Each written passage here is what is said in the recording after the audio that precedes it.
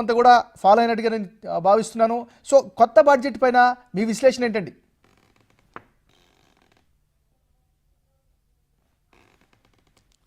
Right, మనం చూస్తూ ఉన్నాం పార్లమెంట్లో బడ్జెట్ సమావేశాలు ప్రారంభమై దానికి సంబంధించినటువంటి లోక్సభలో ఆర్థిక శాఖ మంత్రి నిర్మలా సీతారామన్ 2024-25 కేంద్ర బడ్జెట్ని ప్రవేశపెట్టారు. దీనికి సంబంధించినటువంటి 150 కోట్ల మంది సుమారు ఉన్నటువంటి జనాభా ఆకాంక్షలకు తగినటువంటి బడ్జెట్ అని అందరూ కూడా ఎక్స్పెక్ట్ చేశారు. సో దానికి తగ్గట్టుగా ఇప్పుడున్నటువంటి తాజా పరిస్థితులు, ఇప్పుడున్నటువంటి అంచనాలకు తగ్గట్టుగానే వీటిని ప్రవేశపెట్టినట్టు తెలుస్తుంది. అయితే కేంద్ర ప్రభుత్వం ప్రధానంగా 9 ప్రధానమైనటువంటి అంశాల కేంద్రంగా దీన్ని పెట్టినటువంటి పరిస్థితి కనిపిస్తుంది. మోడీ నాయకత్వంలో ఇది చారిత్రక బడ్జెట్గా కూడా కేంద్ర ప్రభుత్వం అభివర్ణించింది. ముఖ్యంగా పీఎం గరీబ్ కళ్యాణ్ యోజన కింద 80 కోట్ల మందికి ప్రయోజనం కలిగేలాగా ఈ బడ్జెట్ని రూపొందించినట్టుగా కూడా నిర్మలా సీతారామన్ తెలిపినటువంటి పరిస్థితి కనిపిస్తుంది. ముఖ్యంగా యువత, రైతులు, మహిళలు, పేదలే లక్ష్యంగా పథకాలను అమలు చేస్తామంటూ కూడా కేంద్ర ప్రభుత్వం ఈరోజు బడ్జెట్ సమావేశంలో ప్రధానంగా తెలియజేసింది. సో ఒకసారి పద్మనాభరెడ్డి గారి దగ్గరికి వెళ్దాం. పద్మనాభరెడ్డి గారు, మీరు గమనించారు మొత్తం ఈ బడ్జెట్కి సంబంధించి, మీ అంచనాలకు తగ్గట్టుగా ఉందా? మీ విశ్లేషణ ఏంటి? అంటే బడ్జెట్ అనేది దేశం యొక్క డైరెక్షన్, ఆర్థిక ప్రగతి ఏ విధంగా ఉండాలనేది ఒక సంవత్సరానికి నిర్ణయిస్తుంది. ఇప్పుడు ఇక్కడ ఏమవుతుందంటే దేశంలో అన్ఎంప్లాయ్మెంట్ అనేది పెద్ద సమస్య, అన్నిటికంటే పెద్ద సమస్య అన్ఎంప్లాయ్మెంట్. సో ఈ ఉపాధి కల్పన చేయాలని చెప్పి బడ్జెట్లో క్లియర్గా డైరెక్షన్స్ అయితే ఇవ్వడం జరిగింది. ఆ యొక్క అలాట్మెంట్స్ కూడా ఎంప్లాయ్మెంట్ కోసమని ఇవ్వడము. కాకపోతే ఏంటంటే మన జనాభాలో స్కిల్ డెవలప్మెంట్ లేదు.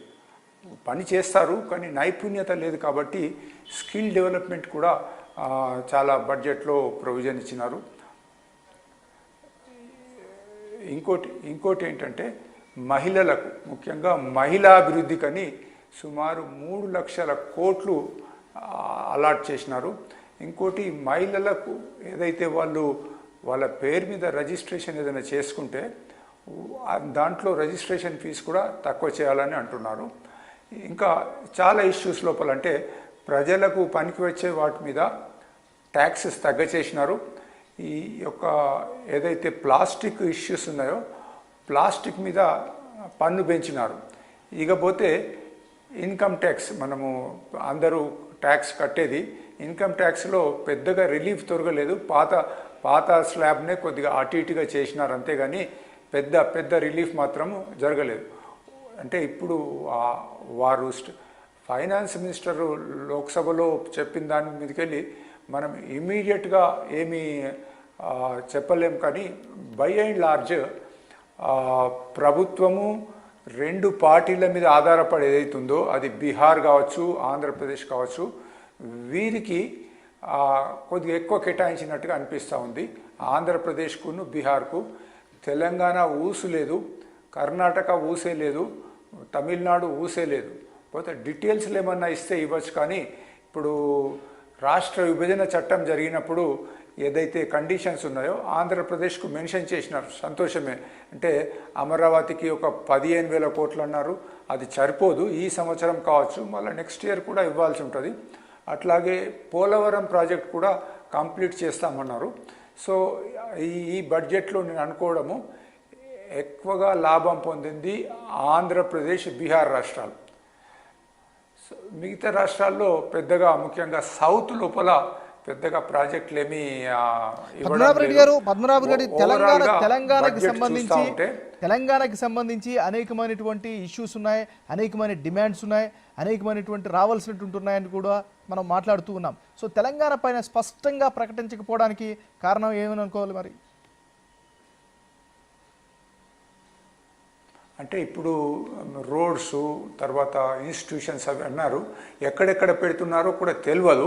కాకపోతే బడ్జెట్లో తెలంగాణ పేరు రాలేదు, తమిళనాడు పేరు రాలేదు, కర్ణాటక పేరు రాలేదు. వచ్చిందల్లో ఒక 3-4 స్టేట్స్కే ఇచ్చినారు. కాకపోతే ఈస్టర్న్ కారిడార్ అన్నారు, అంటే బంగాల్ నుంచి తమిళనాడు వరకు ఈస్టర్న్ కారిడార్ లోపల డెవలప్ చేస్తామన్నారు. దాంట్లో west Bengal, Orissa, Andhra Pradesh, part of Tamil Nadu వస్తూ ఉన్నాయి.